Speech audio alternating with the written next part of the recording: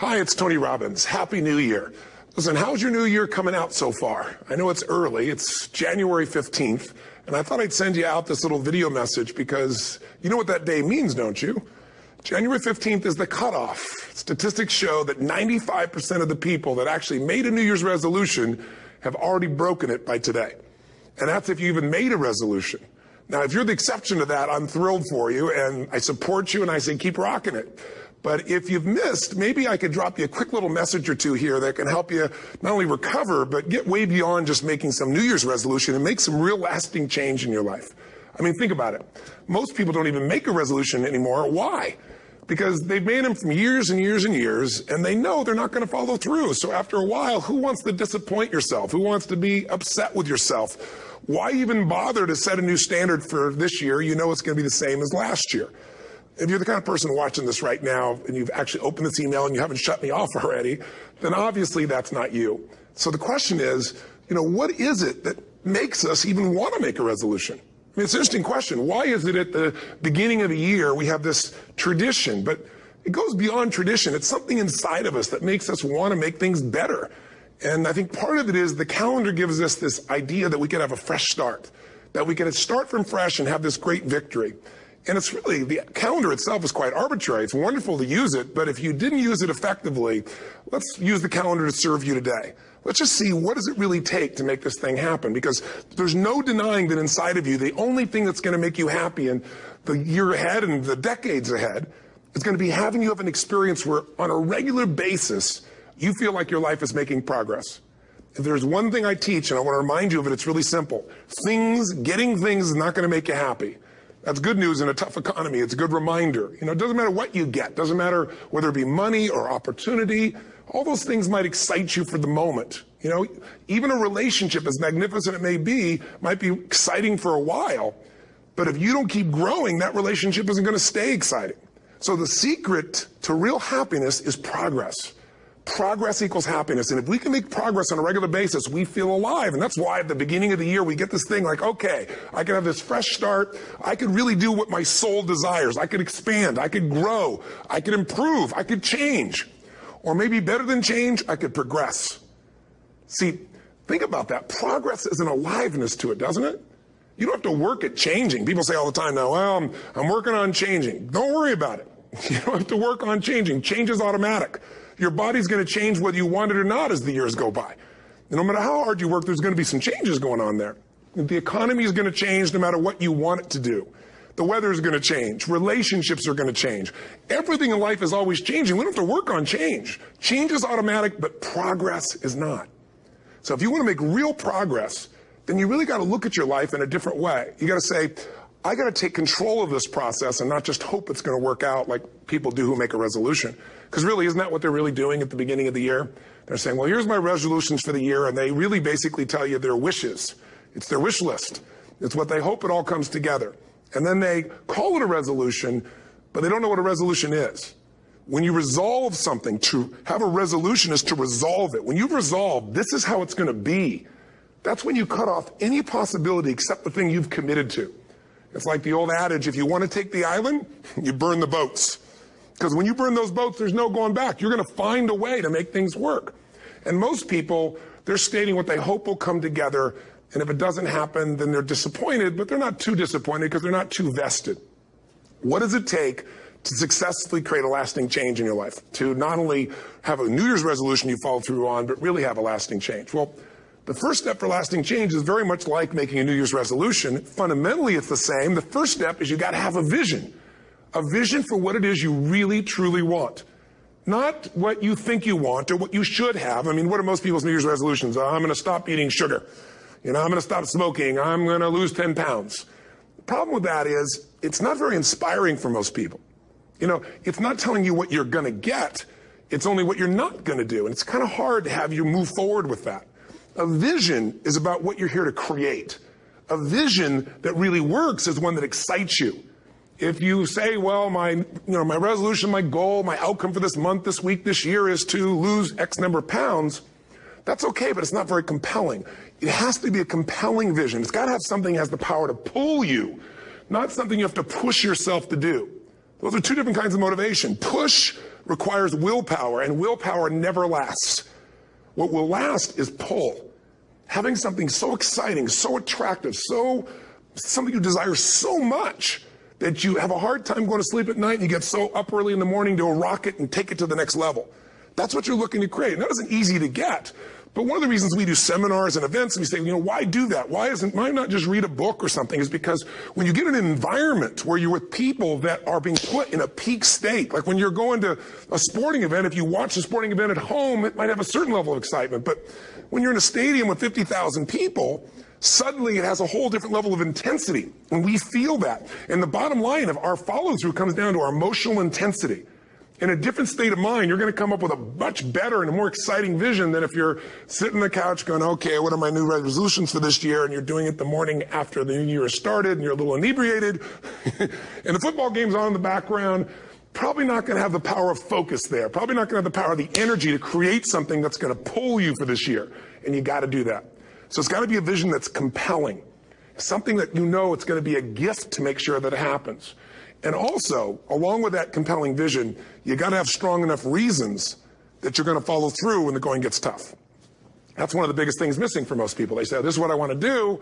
It's not very exciting. It's not very compelling. But most importantly, they don't have strong enough reasons to push themselves through what's going to be necessary to get that dream, to get that goal when the inevitable challenges come up. When you're starving, hungry, and you're trying to go on a diet, right? When you got no time and you're stressed out and you haven't worked out still, and that's what you're supposed to do.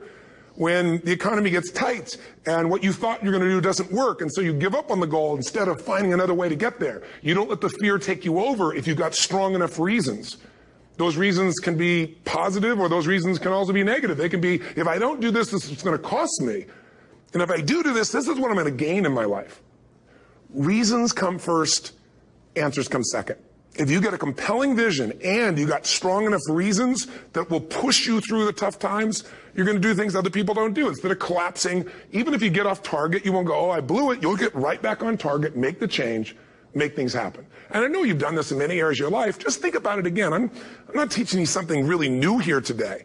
I just want to remind you of what your soul knows. You got to change, you got to improve, and you got to go through a simple process fundamentally to make that progress. First step, vision that's compelling. Second step, make sure that there's strong enough reasons to follow through. Third step, you got to review it and feel it every day. I mean, anything. Have you ever had this happen in your life? Has there been anything in your life that you've ever wanted so badly? You were so desirous of it. You had such a hunger for it that you couldn't stop thinking about it. Could have been a career move, could have been when you were a kid, a car, it could have been a relationship, it could have been anything, but you were obsessed. You wanted to make this happen. You wanted to attract this to your life. You just wanted something. And you didn't even know how to get it. But it was so compelling to you. You kept thinking about it every day, envisioning it, imagining it, feeling it. And then stuff happened. And suddenly you started to attract people or situations to your life, and it just came together. Like, you didn't even have a total plan. It was just that it was so a part of your focus with so much intensity and emotion so often that it sensitized you to notice anything that could get you there. There's a part of your brain called the reticular activating system. For short, we call it the RAS. That part of your brain determines what you notice in the world. And it's really important because when you set a goal, when you get really clear on a vision, and there's strong enough reasons, and you review it enough, and it becomes a part of you, that part of your brain says, anything that relates to this, I need to notice. It's like, did you ever buy a certain kind of car or maybe a certain outfit, and suddenly you see that car everywhere, or those outfits everywhere? Well, the cars were always around, but why do you see it now? Because your RAS knows this is important. This is part of my world now. Similarly, when you really get clear and it's compelling and you're reviewing it every day, you've got strong reasons and you're reviewing it every day and you're feeling it, the brain becomes incredibly acute at noticing anything to get you to move forward. And so that's the power of this. So, what do people do with a New Year's resolution? They come up with something they kind of want. It's not a compelling vision. They don't really have strong enough reasons, and they never review it again until they notice that they broke what they said they really want to have make happen, because they didn't really resolve.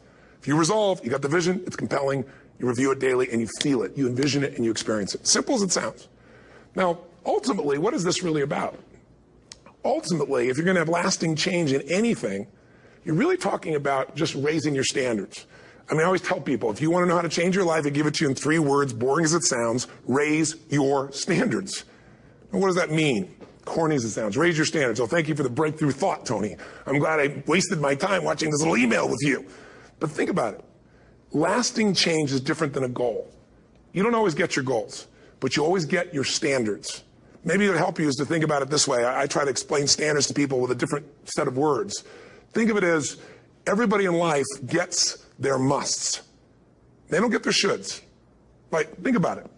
Most people have a list of shoulds, don't they? Don't you have a list of the shoulds, things you should do, you should follow through on? I should lose some weight, I should work out more, I should make more calls, I should respond more rapidly to my email, whatever, you know? I should get into the office earlier, I should be, more confident. Whatever your should list is, people love to have their should list be met, but it's kind of like New Year's resolutions. If it does, it's really exciting, but if it doesn't, which is most of the time, it's a little disappointing, but you kind of know it's not going to happen. But when you decide something is a must for you, an absolute must, when you cut off any possible, you say, I'm going to find the way or I'm going to make the way. Human beings, when they resolve things, when they make a real resolution inside themselves, which is they raise the standard and they make it a must, they find the way. Think about it in your own life. Haven't you had some area of your life where you raise your standard and your life has never been the same? Maybe at one time in your life you smoked cigarettes, or you did something and you did it for years and you kept trying to change it and kept telling yourself I should. And then one day something happened. Something just clicked you over. Something took you over that kind of tipping point. And inside yourself you said no more. And it was a very, very different experience, wasn't it? Something inside of you shifted. And what was a should became a must, and you've never gone back. Is there an area like that in your life you can think of? Again, did you ever smoke cigarettes? Did you ever eat a certain way, drink a certain form of alcohol, and then finally say no more, and you just don't go back? And notice this, it doesn't really take any willpower anymore. Because somewhere when we make this click, when we make something a must, we attach ourselves to it. It becomes part of our identity. And one thing I've learned in the last, 33 years of working with people from now over 100 countries, 4 million people, is human beings absolutely follow through on who they believe they are. If you said to me, well, I'm really going to work hard to stop smoking, but, I've been a smoker my whole life, and I am a smoker. I know your days are numbered. You're going to be back smoking cigarettes again, because we all act consistent with who we believe we are. I tell people the strongest force in the whole human personality is this need to stay consistent with how we define ourselves. If you define yourself as somebody who is really conservative, you're not going to be crazy and act nuts unless you're really drunk or something, and then you can say it's the alcohol. When it's really just you finally getting permission to be yourself, the alcohol is your excuse. If you're a really crazy person, you act crazy, outrageous, playful. You don't act conservative because that's not who you are. Very often people say, well, I can't do that. I'm not that kind of person. And I always say to people, really, when did you define yourself? I mean, really, how many years ago did you come up with what you could and couldn't do in your life? How many years ago? Most people, if they really look at how they're living their life today, it's based on a set of standards, a set of beliefs that they made choices about 10, 20, 30 or more years ago. I mean, very often we made decisions in our youth or very young about what to believe, about what we were capable of, about who we are as a person, and that becomes the glass ceiling, if you will, that controls us. There's a corny metaphor, but it's true. I remember one time I was with my family at the circus, and there was a person there, and they had this big, giant elephant. And you look at this elephant, and they take this little rope, put it around the elephant's neck, and they drive this stake into the ground. And I mean, you look at this, and you know that elephant could rip down the entire tent with almost no effort. And yet, the elephant doesn't struggle, doesn't try. Why? Because the elephant's conditioned. And they take that elephant and condition the elephant when it's a baby elephant. That's how they train them. When it's a little baby elephant and it doesn't have the power yet, they put a big rope around it and they drive this huge stake in the ground, and the elephant fights and fights and fights. And one day, finally, that elephant decides, I'm not capable of pulling this out. And once that becomes the definition of an identity of anyone, an elephant in this case, they don't even try anymore. It's just who I am, that's how it is, that's just the way it is in my life. I'd like to ask you to take a look at any place you've got a limitation and ask yourself, when did I decide to accept that limitation? And you may not even see it as a limitation. You might see it as just that's who I am. But so often in our lives, we've adapted to be a certain way so that we don't fail or so that people will like us or respect us, but it's not necessarily who we are. Joy comes when you're spontaneous. It's really hard to be truly happy when you're not being yourself. And most of us have no clue who we are. And so a big part of my work, if you've ever been to an event, you know, is to get people to do things spontaneously without thinking, because that's when the real you shows up. That's when the energy comes alive. And when you do that, when you start to connect to your true nature, suddenly there's energy available for you to set a higher standard for what you want in your life. That's what this is really all about. And when I talk about standards, when I talk about, you know, shoulds versus musts, think about your own life. I know there have been areas in your life where some point in time you just shifted and you raised the standard and your life changed. Because whatever people have their identity attached to, they live. We live who we believe we are. That's just how it works. It's just kind of like, I'll give you an example. Look at your physical body. Your physical body today is an absolute reflection of only one thing. Not your goals, not your desires, but your standards. The identity you have for yourself. If your standard is you're an athlete, then there's a certain amount of strength, a muscle tone, and energy that's available in your body on a regular basis because that's who you are. And so you do whatever's necessary to maintain that identity. Again, the strongest force in the human personality is this need to stay consistent with how we define ourselves. Because if you don't know who you are, you wouldn't know how to act. Once you lock in on that identity, your brain finds a way to keep you there. If you say, you know, man, I'm overweight, I've always been overweight, I'm big boned, and that's the story you've got, then you're going to always find a way to get back there. That's your settling point. That's your identity. That's where things lock in. If you see somebody who's in really great shape, you ask them, do you work out? You know the answer. Yes. How often? And they'll tell you 3 times, 4 times, 5 times a week, whatever. In a seminar, I'll ask people, who here works out at least 5 days a week? And I'm stand up. And you look around that room, and you know that they work out 5 times a week because you can see their body. You don't just get a result without some kind of action, without some form of ritual. Ritual meaning actions you do consistently. Now, do you think those people that are out there working out 5 days a week, do they have more time than you do? Or I have, or anybody else? Of course not. Is their life less busy? Of course not. It's just a must for them. They must work out that way, and they've made that turn and their life's changed. So I'm not saying you have to work out 5 days a week. I'm just saying whatever you really want, wants don't get met consistently. Standards do. Whatever you identify, this is who I am. And so it's not so much about changing your identity as it is expanding it. You know, deciding that, you know, instead of your goal is to lose 10 pounds, which is not compelling, what if your vision was to get back to my fighting weight? You know, this year, this month, this next 90 days, I'm going to transform my body. I'm going to take on a new challenge. I'm going to find some technique or strategy. There's a million of them that can reframe myself where I want to feel younger, stronger, more vibrant than ever before. Here's my reasons. Because I want the energy to really make my life work. Because it's tough out there, and I want to be stronger than I've ever been before. I want to go in front of the mirror, and if I'm naked, not, you know, want to laugh. I want to look there and take a good look and go, yeah, I'm proud of whatever I see there. Whatever it takes, something's going to make you laugh, smile, something that's going to tease yourself, but something's going to move you to another level. If you identify yourself in a new way and you own that every day, and that becomes the standard of how you live, you'll find the way to make that standard real. Money's the same way. Think about it. It doesn't matter what's happening, quote unquote, in the marketplace. People that make money find a way to make money no matter what, don't they? I mean, most people's standard is to pay their bills. So that's what most people find a way to do, even when economic times get tough. Most people, if that's their absolute standard, they find a way. Some people's standard is pay their bills most of the time. And so most of the time they do.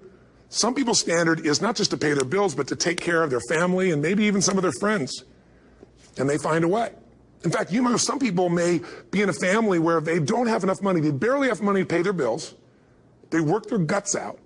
And then somebody, their mother, their father, somebody else, their sister gets ill, and there's not enough money to take care of it. Nobody else has money in the family. They don't either, but they find a way to get that money to take care of their mother or father, don't they?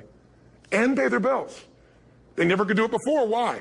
The situation made them raise their own standard. And not everybody does that. Somebody else in the family might have money and still not take care of their mother. It all comes down to the inner game, my friends. Changing your life is a change in the inner game. The outside world you can't control, but you have absolute control over this one if you learn the dynamics of what shapes you. And identity is one of those simple, clear, fundamental basics that if you start to shift it, everything else will shift in your life as well. Some people, by the way, have to have more than enough money to do what they want, when they want, where they want, with whomever they want, contribute the way they want. And if that's their must, they find a way. I know that sounds overly simplistic, but it's true. You know, somebody once said you could take all the money in the world out of the hands of everybody, out of all the wealthy people in the world who are really successful, give it to other people. It wouldn't take too long. Those people would have it back in their hands. It's not because they're manipulative. It's because they have a standard. Some are manipulative, don't get me wrong, but they've got a standard of what they're going to find a way to make happen. I'm just simply saying to you, take those 3 magic words and live them. Raise your standard. And if you really want to do it, then I'll tell you the most important secret. Have you ever done this? Have you ever told yourself you're raising your standard? Okay, I'm going to go make this happen. I'm going to go make this much money. I'm going to transform my kids. I'm going to create the ultimate relationship in my life. I'm going to transform my body, whatever it is. And then you don't have strong enough reasons and you don't use it. You don't follow through. It's because you didn't back up your standards with what makes those standards real, and that's rituals. Rituals are where the power is. Whenever we do our Robbins results coaching, and we say Robbins equals results, the way we get results with people, it's the same way if you listen to my Ultimate Edge program, or back in the old days, Personal Power, or if you went to one of my seminars. You know what I do is I take these huge challenges you got and we break them down into little bite-sized steps. Little things you do each day that after you do them, you get so much momentum that it's easy to succeed. You're not overwhelmed. You have these victory day after day after day on little things. If you went through Ultimate Edge, I'm sure you learned about the hour of power, or the 15 minutes to be able to be fulfilled, or 30 minutes to thrive, where you literally just condition your body and emotion with a couple little rituals. So it doesn't matter what's going on in your world. You feel that strength, and it's not fake. It's not some pump up. It's coming from inside you, and it works. Rituals define us. See, all the results in your life are coming from your rituals. They start with a standard and then have rituals that follow it up. Like, for example, if you are where you want to be physically, you have very different rituals than if you're not where you want to be physically. If you're overweight, you and I both know you got a different ritual than if you're physically fit. Completely different. You get up in the morning, what's the first thing you do if you're fit? Your shoes are there, you roll over, doesn't matter how you feel, you put on your shoes, you lace them, you start walking, or whatever that ritual is. If you're overweight, you roll over and you have a very different ritual. You might roll over several times to turn the alarm clock off. You go in and get your mocha, smocha, whatever, special coffee. You stop by at Starbucks, whatever the case may be. You have your nice sugar muffin. It's supposed to be really nice for you. Whatever you do, it's a different ritual.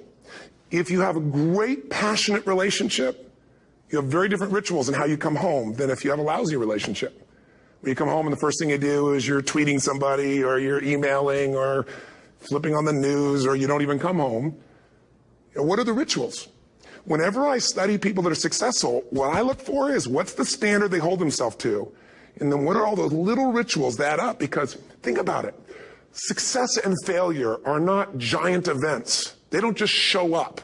You don't just suddenly become successful or suddenly have this cataclysmic event that makes you fail. It may look that way, but failure comes from all the little things.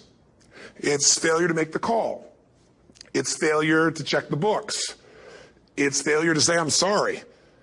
It's failure to push yourself to do things physically that you don't want to do. And all those little failures day after day come together until one day some cataclysmic event happens and you blame that. That event happened because you missed all the little stuff. Do you agree with me? And success, by the way, is not some overnight event. It's all these little things. Success is having a vision. Success is making it compelling. Success is really seeing it and feeling it every day with strong enough reasons. Success is feeling the sense that I'm here to grow and I'm here to give something to the world more than just myself. Success is caring about other people. Success is calling and saying, I love you in the middle of the day for no damn reason. Or sending a note. That'll change your relationship. Have a ritual of something funny, playful, or a surprise you do. How many relationships are dead today because they have no surprise rituals anymore? You need to have some rituals, some cool things you do that nobody else does that gives you a better life than anybody else has. All the little stuff. That's where success comes from. In business, it comes from delivering more than anybody could imagine. All those little things add up. People go, wow, that's who I want to do business with. It's true in any area of your life. So if you look at somebody who's really successful and you think, wow, they're so amazing, they're such a genius, you got to dig underneath and you got to remember something. People are rewarded in public for what they've practiced for years in private. Myself and my business people say, how do you get up and speak? And you have no notes and you go for 3 days and nights and the room is like, everybody's wired and it's incredible. It's like a rock concert. How do you do that? How do you have that confidence? Oh, it's not confidence, it's experience now. But I did so much behind the scenes and I still do to make things right. How many people would know that since the time I was 17 years old, before I walk out on stage, still do to this day, wouldn't need to do it, but I still do it, I never walk out there without being in an absolute peak state of mind. You know, there are days my back is hurting, my throat is hurting, or I may have had a challenge, or my father passed away, and I've still got to deliver for these people because my standard is give my all every time. Every event has to be better.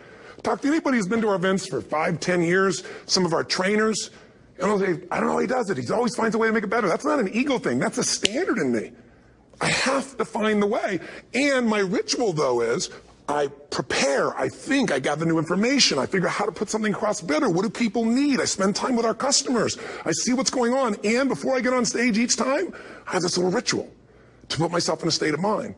And I did it starting like 17 years old. I started doing it. I'd say, I now command my subconscious mind. And I say this out loud several times, this little phrase, set of phrases, as an incantation to kind of condition my mind and body. And I'd say, I now command my subconscious mind to direct me in helping as many people as possible today by giving me the strength and the emotion and the humor and the brevity, whatever it takes to show this person and help this person change their life now.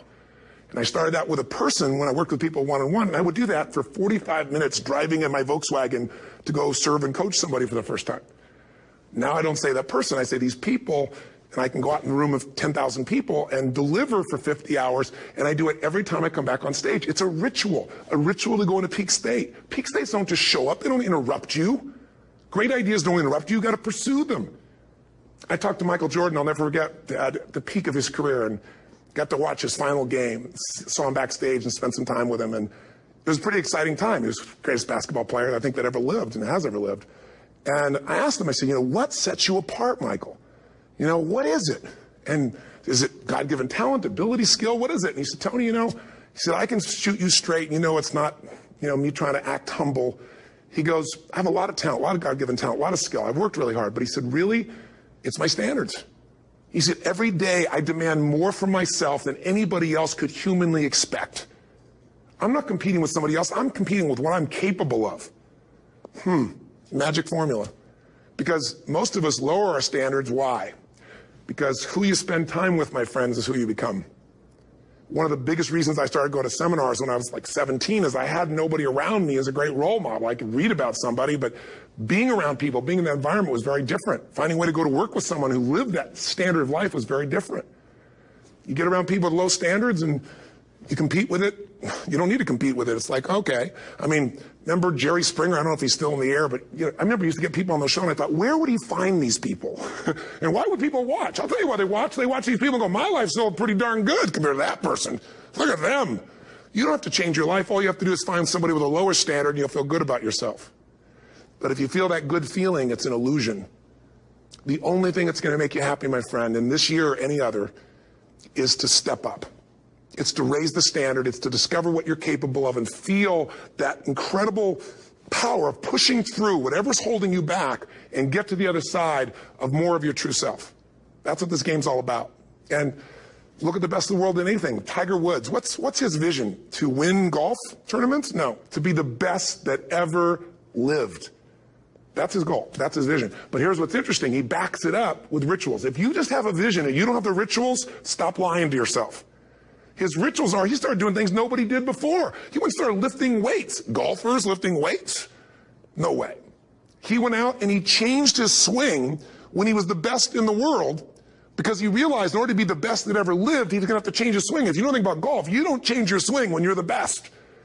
And he went and retrained himself because he has different rituals than other golfers. Now many people are modeling his rituals to get better. It's amazing.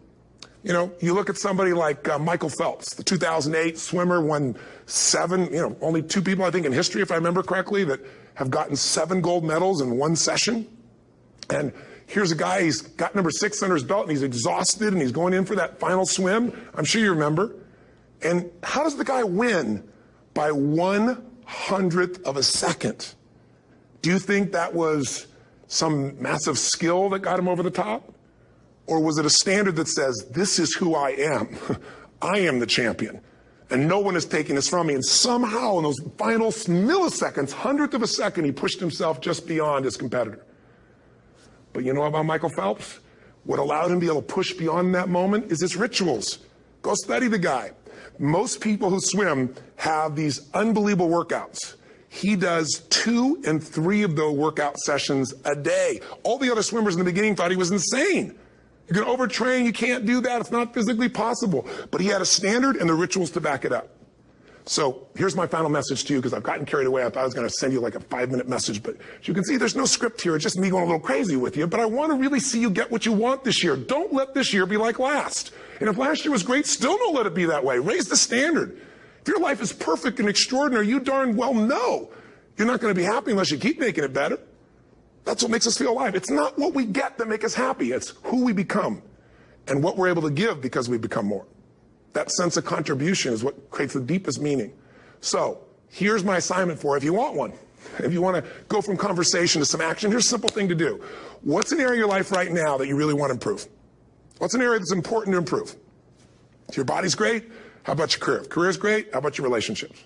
Intimate one especially, or your kids, or your relationship with your creator, your spiritual side of your life. Or is it your finances? Figure an area that really matters. Decide on that area. Number one, write down what your life is like in that area right now as specifically as possible. So you might say, well, I'm 13.5 pounds overweight, whatever the weight is, whatever the situation is, or my body fat's like this, or I wake up exhausted in the morning, and you write the truth of where you are right now. So you're real clear. Or I'm not in a relationship. I say I want a relationship, but I'm not in one, and I don't seem to find them. All the good ones seem to be gone is my belief. And I really do want one, but I don't have it. Whatever your definition. Or I'm in a relationship, and God, I wish I wasn't in a relationship. I'm planning my escape. Wherever you are. Or I have a wonderful relationship. We love each other, but there just isn't enough passion. Just write the truth of where you are. The area you want to change, but write how it is. And then the second step is, this is where you got to be really honest with yourself. What are the rituals that have put me there? Because whatever results you're getting, even if you don't like the results, there's some rituals that are keeping you in that place. There's some rituals of what you eat or don't eat, how you move or don't move, how you sleep or don't sleep. There's some rituals in the lack of variety or spice or energy or focus in an area. There's something you're doing, and it's usually not one thing, it's a bunch of little things that you kind of do consistently whenever you think about getting in a relationship, whenever you think about working out, whenever you think about money. You get yourself in a state of overwhelm. You start thinking about all the things you can't control. Just write down all the rituals you have, and then here's the third step. What do you want? What's your vision? And be really specific. I want to be my fighting weight. I want to be the strongest I've ever felt. I'm going to turn whatever it is, be specific. And then, last step number 4, what are the rituals that'll get you there? What would you need to do differently each morning if you're going to be that kind of energy, that kind of strength? How often would you work out? What days would you work out? What time? A ritual is something you do consistently, usually at a specific time, so it becomes automatic. Let me tell you something. Willpower doesn't last, but rituals can last a lifetime. I bet you have some rituals in your life right now you've been doing for years, even though some of them don't serve you. I'm just saying, wake yourself up. If you want a new year and a new life, you don't need to start on January 1st. Start today. Start with this little video. And just begin to see what happens and see how easy it is to just do a few little rituals. Don't do them all, just do 2 or 3 new things. And you know what happens? You'll get momentum. Because once you discipline yourself in one area of your life, you feel yourself doing it in other areas as well. And I always say something that my original teacher taught me. I always remind people, there's always 2 pains in life. There's the pain of discipline, or there's the pain of regret. And discipline weighs ounces, as my friend Jim Rohn taught me. Regret weighs tons. You don't have regret. So right now, what do you want to change? What's it really like? What are the rituals that got you there? That'll take a little homework. If you're not sure, ask the people around you. They'll tell you what your rituals are.